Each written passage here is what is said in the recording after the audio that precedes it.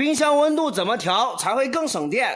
每一个冰箱里面都有一个温控按钮，很多人都把它调错了。今天我来教你正确的方法，就是这个旋钮开关呐。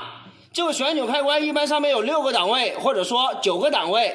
像这个冰箱上面有9个档位，那么春夏秋冬该怎么样调节才会更省电呢？首先，春季和秋季比较凉爽，我们把这个旋钮开关打到3档或者4档，最省电。当夏天的时候，室外环境温度比较高，我们需要把它打到2档或者3档。冬天的时候，室外温度比较低，我们需要把它打到5档或者6档，甚至这个9档的这个冰箱，我们把它放到8档都可以。